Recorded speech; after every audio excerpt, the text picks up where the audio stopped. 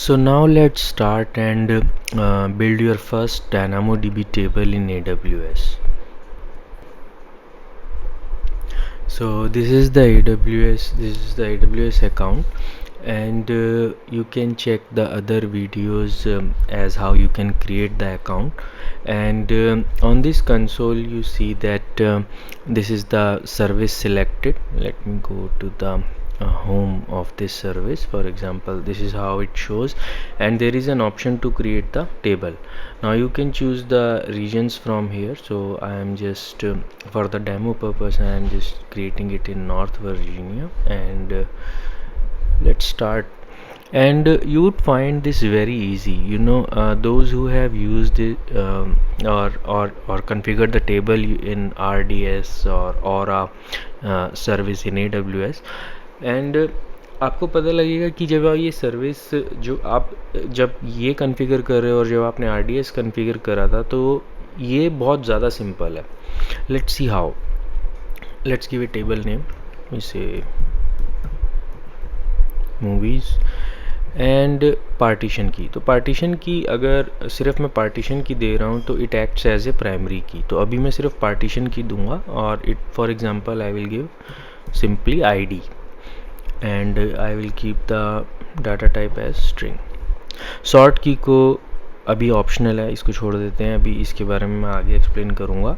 Table settings जो हैं उसको भी जो बाय डिफ़ॉल्ट सिलेक्टेड हैं एज इट इज़ आप उसे छोड़ दीजिए and just create the table.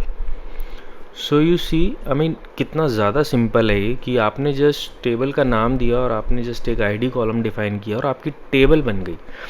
और इतनी सिंपल कॉन्फ़िगरेशन जो है इसमें, इट्स बिकॉज क्योंकि फुल्ली मैनेज्ड है और आपको इसमें ज़्यादा कॉन्फ़िगरेशन के लिए कुछ देना ही नहीं है.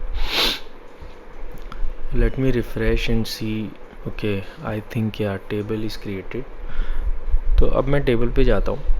तो टेबल पे जब आप ओपन करेंगे तो you see like different tabs जो इसकी कॉन्फ़िगरेशन एडवांस कॉन्फ़िगरेशन का पार्ट है, और जस्ट जनरल इन्फॉर्मेशन की, जैसे पार्टीशन की क्या है, सॉर्ट की हमने डिफ़ाइन नहीं की थी, कैपेसिटी मोड क्या है, मतलब स्केल कैसे करेगा ये ऑन डिमांड, मतलब जैसे जैसे ट्रैफिक बढ़ेगा उसके अकॉर्डिंग ये स्केल करेगा डाटाबेस. तो let's go and explore table.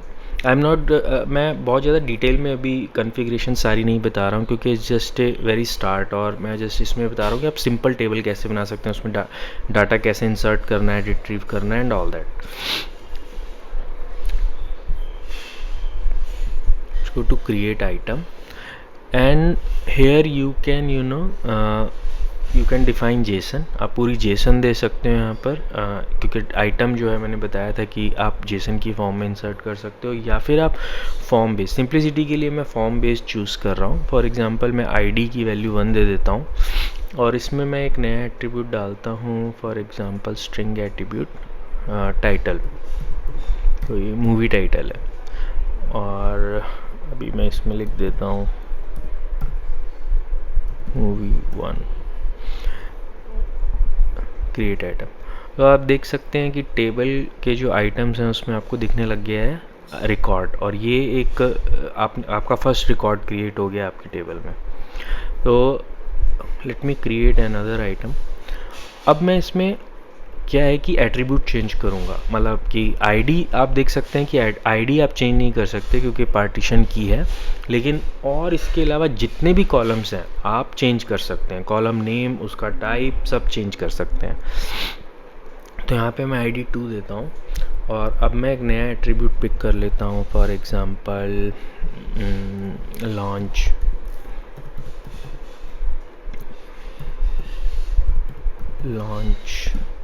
Date 1, और अभी मैं इसमें एक एट्रीब्यूट और डाल देता हूँ, maybe just date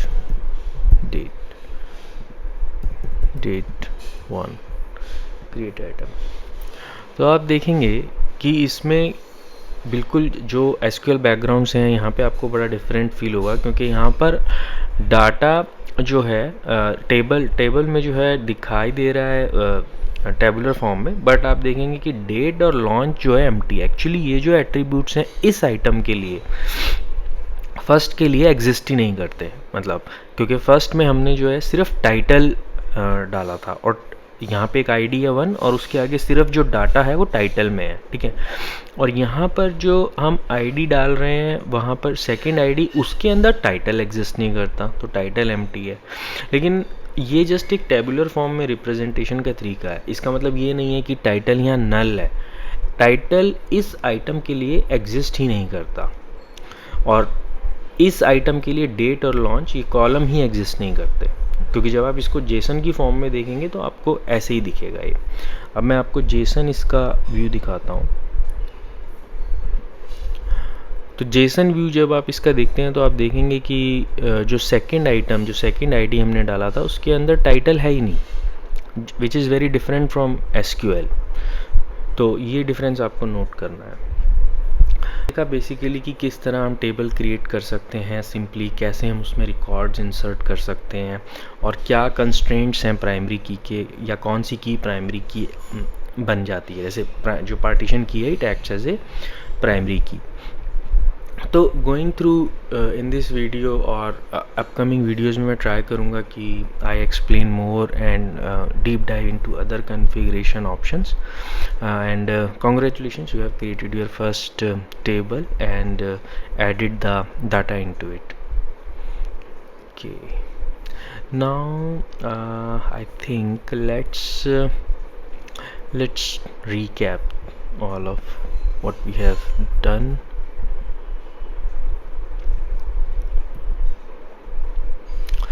So हमने बिगनिंग में देखा कि DynamoDB क्या है, फुल्ली मैनेज्ड है, सर्वरलेस है, नो एसक्यूएल है और basically it provides low latency response at any scale. Tables का जो वोकेबलरी है वो इस तरह से कि टेबल जो है एसक्यूएल में जो टेबल था वही टेबल है, रोज़ को हम आइटम्स बोलते हैं, कॉलम्स को एट्रीब्यूट्स और प्राइमरी की का जो कॉन्सेप्ट है वो सेम है।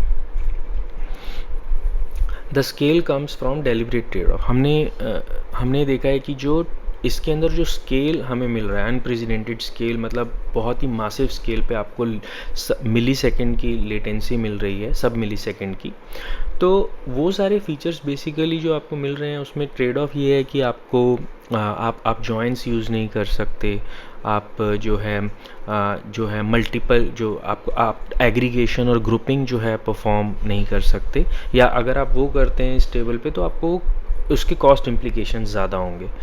तो ये फीचर्स मिसिंग नहीं है, मतलब हम DynamoDB में ये नहीं बोल सकते कि फीचर नहीं है, ये एक ट्रेड ऑफ है, क्योंकि फंडामेंटली ना ये पॉसिबल नहीं है कि आपका एक बहुत ही ज़्यादा हाईली डिस्ट्रीब्यूटेड डाटाबेस हो जो रियल टाइम पे स्केल कर रहा हो, डिफरेंट नोड्स ऐड कर रहा हो और क्वेरी में आपको ट्रांजैक्शनल लेवल का जो है ऑप्टिमाइजेशन मिल जाए। फॉर एग्जांपल कि MySQL में जहाँ पर डाटा जो है सेम नोड पर ही है सारा डाटा, और आपको क्योंकि सेम नोड पे है तो क्वेरीज, जॉइन, सब कुछ बहुत फास्ट होगा, तो वो आप एक्सपेक्ट नहीं कर सकते डिस्ट्रीब्यूटेड में। तो it's a trade off, not a feature miss. So आपको ये इसमें समझना है, अगर आपको DynamoDB यूज़ करना है तो क्रक्स इसकी DynamoDB एक स्पेशलाइज्ड टूल है और इसके जो यूज़ केसेस हैं वो भी स्पेशल हैं, और अगर आपको उस यूज़ केस में आपके फ़िट होते हैं तो आप इसके लिए जाइए, अदरवाइज़ आप स्टार्ट कीजिए नॉर्मल SQL डाटाबेस से अगर आपका यूज़ केस फिट नहीं हो रहा तो, और मे बी कोई और database. So now you have a working table in your account. So that's all for this video. If you have any questions then ask me in comments, and also note that it's an informative video, and if you think that maybe I have stated some fact wrongly, then please feel free to mention it in the comments. Thank you.